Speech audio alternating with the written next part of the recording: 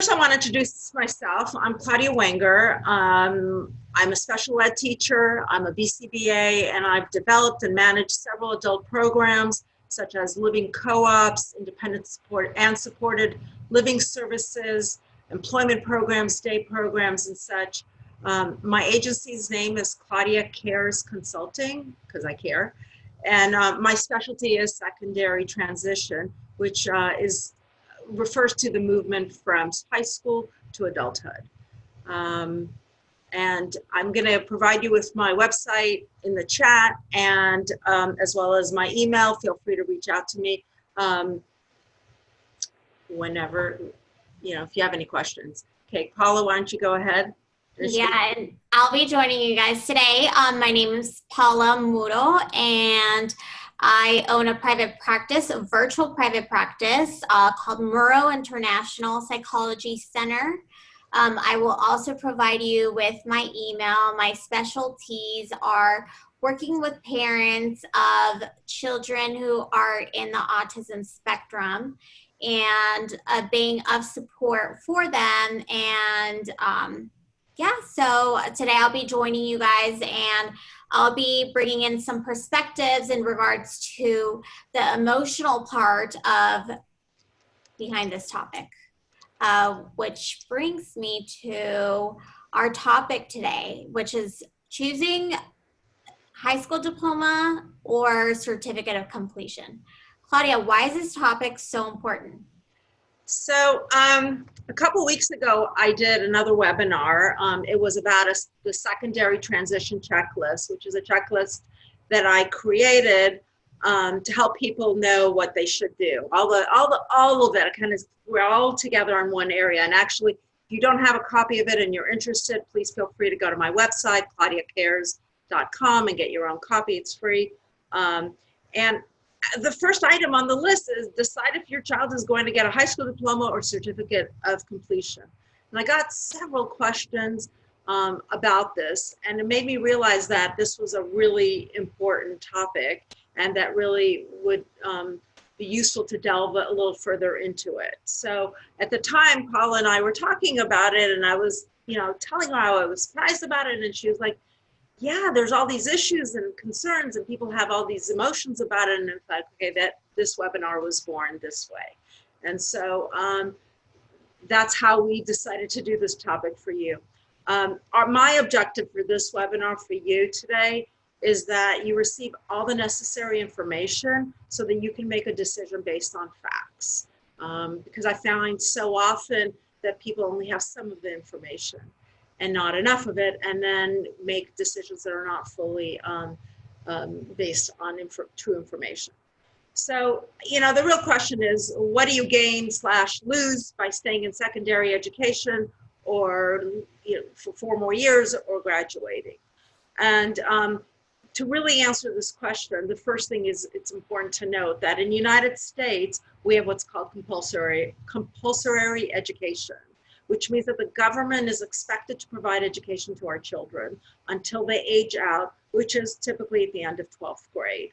So there's a law that states it, and you guys all know, if you don't send your child to school, someone's gonna come knocking at the door. So, however, once you leave the school system and you leave secondary education, there is no laws such as that. When your child leaves at the end of 12th grade or 22 years old, that is no longer mandated. In other words, there's no law that says you must take on any program. Your child could stay at home. There are programs for sure, but there's no law governing that they must participate in a program. So that's a very important distinction. To give you some examples, a 23-year-old individual who's aged out and now is getting an adult services, and the service providers doesn't have a staff that day for your child stays home. If they have a sub, great, but sometimes that doesn't happen. In school, the school principal can't give you a call and say, hey, by the way, your teacher isn't there to keep your kid at home. It doesn't work. So that's really a very big distinction, and people don't always recognize that. Another example, which is a hard one sometimes, if your child doesn't want to go to school, you'll force your child to go to school, and you'll recognize that they must be there. And when they arrive to school, the teacher will keep the student at school because he has to be there. That's the law. Well, if your 23-year-old or your 28-year-old, for example, doesn't want to go to program, I mean, theoretically, you, as a parent, you can force him, but there's no law protecting you to force him. And the agency may not take him if he's refusing, because he has his rights, even if he's conserved. So that would be a conversation to have another time. But the bottom line is that it's not forced. That's another example of the distinction between high school and adult programs. I want to be real sure that everybody understands there are adult programs, but they function differently than school programs. So that's one thing. The other thing that's really important, we're going to delve a little deeper into this question, but just overall, the IEP does not follow your child when they leave school, whether it's 12th grade or 22 or anything in between.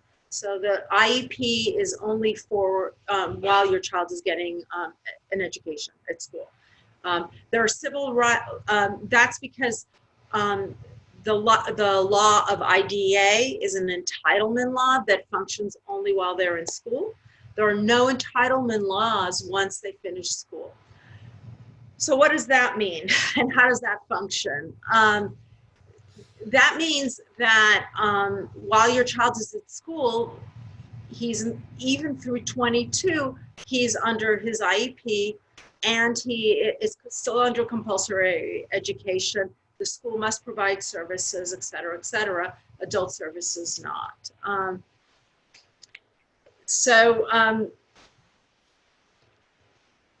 What is the difference, though, between 12th grade and 22 years old? What does the problem look like? I have a question here about college. If you're asking about the IEP does not go to college. It ends as soon as high school, either 12th grade or 22 is over. There are some other laws that can help, but not the IEP. It's totally different. And that would require a much longer answer that I'm not going to go into right now, but if that's your question. The big difference that occurs at the end of 12th grade is that if your child was in a typical school or in a typical classroom, once their 12th grade is over, those kids have graduated and moved on, and those transition programs are not necessarily with their peers that are typical, that don't have an IEP, for example.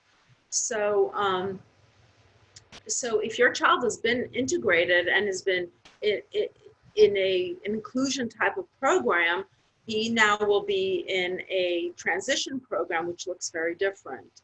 The transition programs do go out into the community, they do work, but it's not full time. So one has to really know be sure that that's what works for their child. And so you would want to make sure that they would benefit from that situation.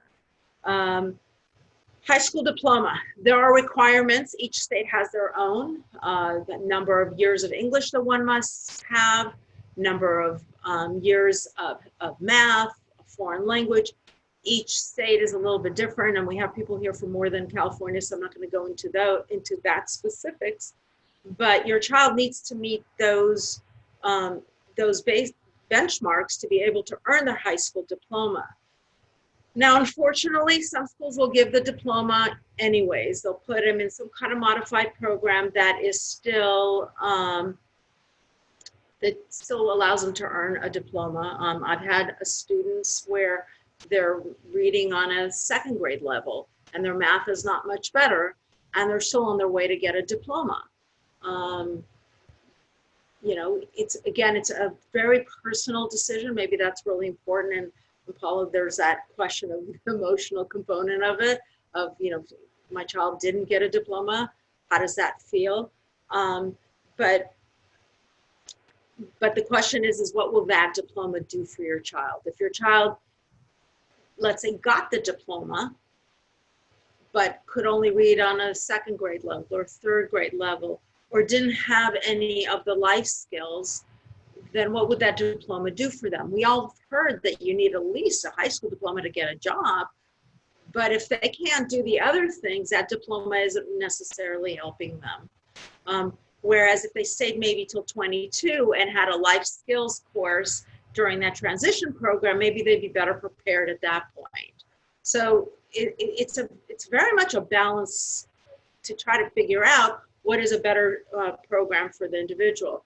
And one of the things that's really, really important, whether your child is going to get a high school diploma or they're going to stay till 22, and is to look what is the next step and what does that look like and what are those programs are. What transition programs are available in your town, in your city, in your state? Does that meet your child's needs? Because not all of them will. Now, there are some programs, for example, there's one called Project Search. I don't know if it's another in out-of-state areas, actually, but Project Search, for example, is a program that you can do it while you're still in school during the transition program. It is a joint effort with Department of Rehab, for example, and they go into Kaiser, for example, and they rotate in different areas and they learn about the different jobs there. So there's a lot of integration in the community. There's a lot of possibilities of learning all sorts of, pre-vocational, vocational skills and so forth, and preparing someone to have a job. My understanding, although I'm not 100% sure, is that Kaiser, the reason I'm not is because I know people who have done it and have not gotten a job from it, that at Kaiser did not do any hiring. However, somebody else told me that they do. So that is something to really look into, because the way Project Search, for example, works is that there's different ones at different places, and you have to ask the questions exactly of the program that your child is in. So let's go back to Project Search. Your child goes to Kaiser, they rotate in a number of different programs, they love it there, and they turn 22 years old and they're done.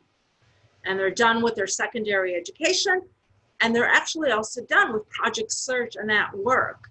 And now they need a new job and they need services. And so before that is over, before 22 and leaving secondary education after the program, you really want to spend some time on looking into what is available after that time. And that goes the same for for 12th grade. If your child is going to graduate, you're going to want to spend some time before that graduation to find out what is he or she eligible for after high school. And it actually goes back to the transition plan and making sure that that's in place and you're working those years towards whatever it is that you're working towards. I had someone emailed me a question before we started, so I want to get to it. And the question basically is, I'm going to paraphrase the question. They wanted to know if their child can move from a special day class to another class to get credit. And the answer is yes, but it goes right back to the the independent transition plan, the ITP. And it also, what does credit mean? You have to have enough credit to graduate in the right classes. So changing for one class doesn't necessarily mean that you'll have enough credit to have a high school graduation. But can you ask for your child to be in that classroom? It's going to be very dependent on your school and what they are, what they're willing to do or not do. And at times you might need to have an advocate or a lawyer to go further, because if your child should be in an integrated classroom and get fully included with one-on-one support because he needs to access that classroom, and that's the appropriate placement, then that is something that needs to be fought for, honestly, because if that's what your child needs that's where he's going to learn the most, and that's where he should be. I want to see if I had anything else. So I want to kind of go backward to where I started in terms of high school diploma versus transition, the certificate of completion. It really depends on the individual. If your child is working towards a diploma and that diploma will help them get to the next step, then by all means, he should have an IEP, the ITP as well, that prepares him for that properly. If he needs that extra 4 years, or the programs in that transitional program are good for him, then that would be the right choice. But it's really important to understand that once they leave secondary education, the world does look a little bit different, and services are different. I also want to make a note. A lot of people want their children to experience that college experience, whether it's on a junior college or a four-year college. And there are programs out there for individuals to do those things that do not require a high school diploma. So you don't have to sacrifice anything for what you may want. There's a lot of variables, and you want to go through those variables as they relate to your child and your personal situation. So I don't know if that kind of gives everybody enough information, but I hope so. I can take some more questions at the end, but for right now, I want to let Paula take over. Go ahead. So let's talk about the emotional responses, whether you're having them right now, as you're making the decision, or even after. You might be feeling sadness. Perhaps it's not what you wanted or what you had planned throughout your child's life. You might be feeling anxiety. Are you making the right decision? How much do you have to do in regards to research? What if you make the wrong decision? Notice what emotions you're feeling and don't invalidate them. This is a big decision and transition to make, and it's okay to have various different emotions.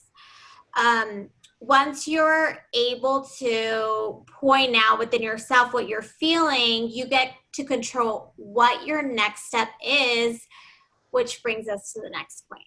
Okay, so I'm going to read this question and then I'm going to answer it. Have you experienced a district not providing substantial transition services because the regional center will be providing services post-high school? The school districts will do all sorts of things. There is something called the ITP, the Independent Transition Plan, that is part of the IEP that needs to, by law, exist by age 16, and in some states by age 14, and even in states where it's 16, it's sometimes, especially if your child's going to graduate, it's really important to actually start it closer to 14.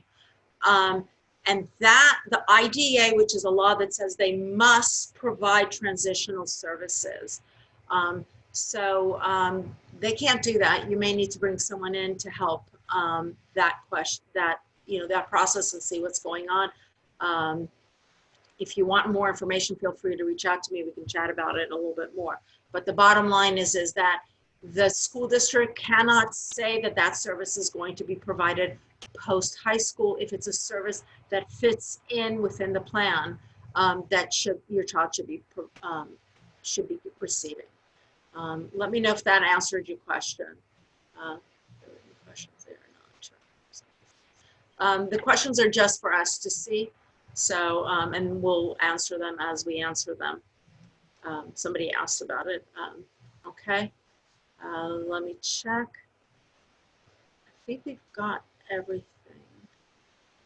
Okay. So Claudia, when is it that you do have to make that decision of choosing the high school diploma or the certificate of completion? You know, it's a great question. The best time to do it is if your child's going to get a high school diploma is prior to 10th grade, I believe, for sure, because that gives the student enough time to finish all those classes. But most kids start planning for their graduation. A typical kid, even without an IEP, they sit down with their counselor at the end of middle school to figure out what their classes are going to be in ninth grade. And so that is the ideal time. And that's why the transition plan by law needs to start at age 16, but often starts at 14, because if your child is going to graduate from high school, that transition needs to start at 14 years old and not at 16. 16 is starting to get a little bit late to make those plans. 16 is fine if your child's going to go through 22. And it begins with your transition assessment, which is really important to do. So, any other questions? Transition plan should align with the decision, right? The transition, yes, definitely. So, you know, I had a student, I did the school is supposed to do a transition assessment prior to the transition plan. And I had a student that had one of those done, and it was very poor. So they hired an advocate, and they went through that process of fighting the school district that some of you may have already gone through, and got a transition assessment through the IE process. In other words, the school district had to pay for an adequate assessment, which I completed. And there were all sorts of different things. The student didn't know all the things that he needed to do, and the school was actually responsible for teaching him not just the classes so that he could graduate, but teach him the information that he would need so that he would know what to do after high school. And this was, we got it into the IEP, we got it into the ITP, and in that case, actually, they got added services to help this particular student really prepare himself so that he knew how to handle himself in a junior college, community college. So. Yeah, so making these important decisions could be really hard because they could have really long-lasting consequences. Yeah, there's a question here asking to change from high school diploma to certificate completion. What exactly does it entitle? Yes, it does require an assessment. Some schools won't do it. They'll just change it based on what the parent wants. As long as your child is under 18 years old, you get to make the decisions. New assessments can be done. I've seen it where the school says, no, we can't. Actually, the student was in exactly the same situation. His IEP said that he was working towards a high school diploma, and once mom realized what it meant to get a high school diploma and that services would end at 12th grade, and that she felt that her child would do better staying through 22, and she went to the school, asked for the student to to change the IEP and to stay until certificate of completion, and the school required that there was a new assessment. There was a new assessment, and it got changed. So sometimes the school requires the assessment even if there is a decision.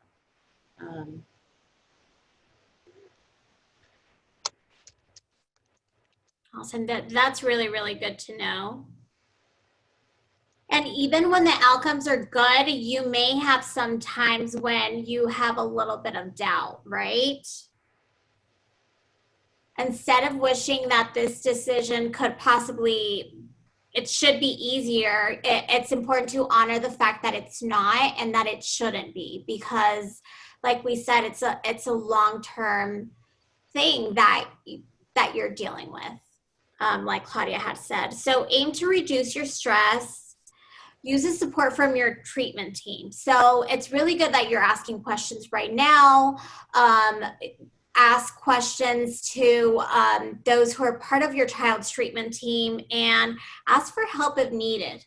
That's why, it's really important for you to ask Claudia these questions if it's in regard to something like that. And these are really great things that you guys are asking. So then we can go back to talking about identifying the transition programs and adult programs that are available to you and appropriate for you. Yeah. That is something that should be done about a year before your child moves on. I do want to point out that it is really helpful to have people from Department of Rehab or the vocational offices who come into that IEP to help with that transition and to talk about the programs. So that can be very helpful. But there's a lot of different programs nowadays. They are community-based. They are about integration. They are work-related. So it is really available. I do want to make, okay, hold on one second. I do want to make one comment that even if you don't get if your child doesn't earn a diploma, but let's say is really able to do the work, but you would still like them to stay in school till 22 and not get a high school diploma, they can get a GRE following it, so they can take the test, and it's pretty much equivalent to high school diploma. So go ahead. So something that's also really important, you know, and so many of us joined here, but what about talking to our child about it? I mean, that's very important. Claudia, how is it that we do it? What should the process be like, or what does it look like, or why do you think it's so important to do that? Well, I really truly believe in person-centered planning. And even the law indicates on the IDEA, when we were talking about transition planning, it talks about having the child be a part of the transition process. I know that some children and students may come into the IEP not fully understand what's really going on, or maybe it's moving too fast, but having them be a part of that transition process and part of that conversation is very important. What you tell a specific child and how you tell them, I think, you know, Paula, that's more in your arena. And, you know, in my world, I think it would be depending on what they could understand. But I'll let you talk a little bit about that. So self-determination is really important. Making this decision and being able to have your child involved plays a very important role in their psychological well-being. This allows them to be able to practice, to have the ability of making life choices. So just imagine telling your child, you know, it's time to talk about what we should do next. This is what we're thinking, explaining the reason why, because it, you know, even though we are their biggest support system, this is about, you know, their school career and planning on what is it that they would like to do, the variety of choices, and having them be involved. It actually makes it a very special process to go through and to be able to share as a team that you have been throughout their life. So then we talk about also the importance of, after you make the decision, telling others, or let's say your family members or your friends, about what decision you made. So that, you know, everyone gives their own opinions. They'll try to say you made the wrong choice, you should have done this, or, you know, everyone will just be giving their own 2 cents. But, you know, it's important to know how to set your boundaries in regards to, you know, being very sure of the decision that you've already made and how you would like to handle it, or if you would even allow for someone to tell you you've made the wrong one because A, B, and C. At times, you know, it's very unnecessary. Or if you want to educate the person, whether, you know, whomever it is, on the reason behind your decision. How is it that you're going to go about it? It's also very important, again, going back to, you know, the talk of teams, you can seek guidance from your own support team. Whether it's your partner, how is it that you guys are going to handle it, saying that, you know, you chose going towards a certificate of completion when, you know, your friends are talking about their children are doing the high school diploma, or vice versa. talking to your loved ones who are very involved in your child's life. That's very important because they're able to see the process and in reality what is best for that child, or even your own therapist over what feelings it is that you're having, whether it's practicing how to set boundaries, what kind of support that you need. So that's very, very important. And yeah, so Claudia, All right. would you like to wrap this up? Yeah. So just to follow up, I had a question. I didn't fully understand. It was about GEDs and some resources. I don't see any follow up on that question. I didn't fully understand it. But what I did want to, well, I think what I can say to you is, as far as GED, you could take the test. You can, your child can take the test, and they can also attend programs without a GED and without a high school diploma, including on college campuses like community colleges or even four-year colleges. There's a program, I think it's called Think College. If you look it up, there's a lot of different programs all over the country where an individual can go to college even without a high school diploma. They don't get a college diploma, but they can have that experience. So anyways, to wrap it up, I hope that I was able to give some clarity about the differences and how one might go about making some of these decisions. Make sure to utilize the people at the school to ask the right questions. Your regional center, if you're in California or outside in your state agencies, can provide you with information about adult programs so that you know how to make that decision.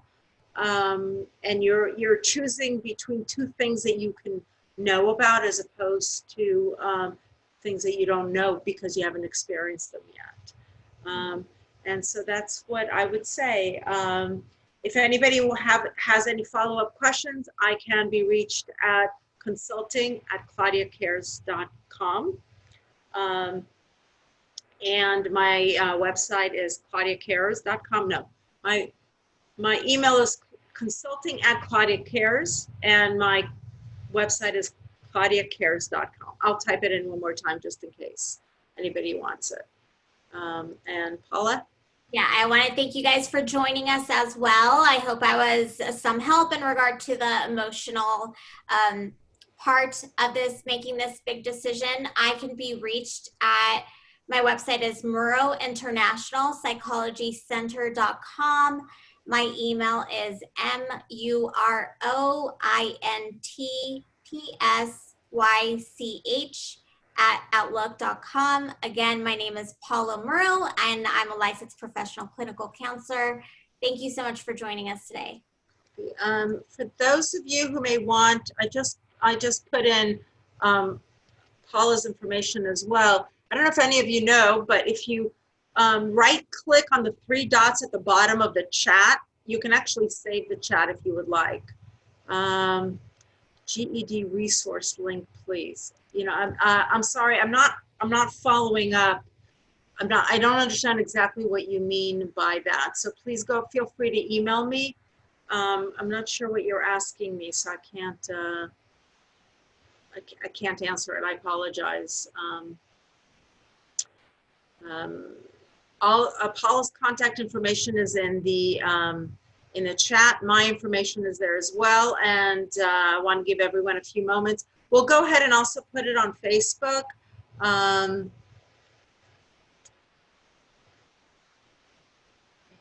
Yes, absolutely. You can find this video on either one of our Facebook pages.